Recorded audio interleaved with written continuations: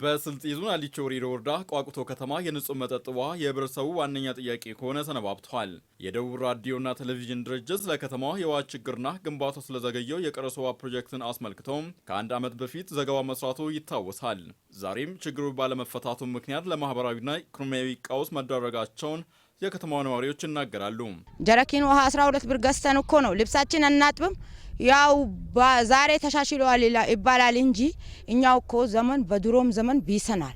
በውሃ አማካኝነት በጠቅላላ አሁን የዚህ አካባቢ ሲቪል ሰርቪስ የሚሰሩ ሰራተኞች ጠቅላላቸው በዚህ በውሃና በመንገድ ምክንያት ለቁ እየሄዱ ነው ያሉት። ሰርተ ስትወጣ እጃችን ታጥበን አይደለም የምንወጣው።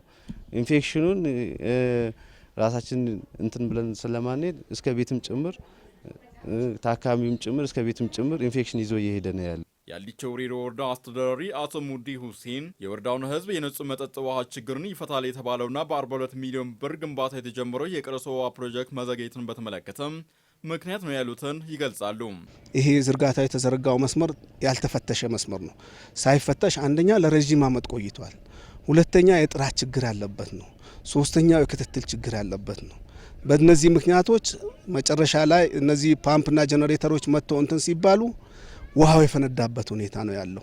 በጊዜው የነበረው ያው ዞን ክትትል ነው የሚያደርገው፣ የክልል ችግር ነው። 2.6 ሚሊዮን ብር በመመደብ ቀሪ ስራዎችን ለማጠናቀቅ ርብርብ እየተደረገ ይገኛልም ነው ያለው። በክልል ደረጃ ይሄን ሙሉ በሙሉ የጥገና ስራ ተፈቶ በአዲስ መልኩ ቧንቧ በሙሉ ተነቅሎ ወጥቶ እየተሰራ ያለበት ሁኔታ ነው ያለው። ዘላቂ ሶሉሽን ሊሆን ይቻላል የተባለው እሱ ነው።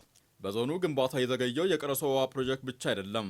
በስልጢ በሳንኩራና ሁልባራ ወረዳዎች በወተር አክሽን የተገነቡ የዳኒቾና የጫንጮ ውሃ ፕሮጀክቶችም ተጠቃሽ ናቸው።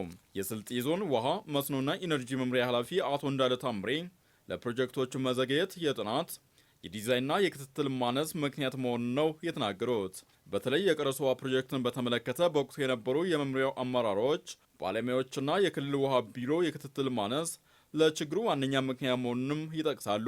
በክልል በኩል የነበረው የድጋፍና ክትትል አግባብ ችግር የነበረበት ነው። ስለዚህ በዞን ደረጃ መሀንዲስ ነበረ በወቅቱ ተቋሙንም ሲመሩ የነበሩ አካላት መሀንዲሶች ናቸው። ተገቢ የሆነ ድጋፍና ክትትል ተደርጎ ቢሆን አሁን የሚያስፈልገው የሜንቴናንስ ስራ ባላስፈለገ ነበር የሚል ነገር ነው ያለ። ፕሮብሌሞቹ ተለይተዋል።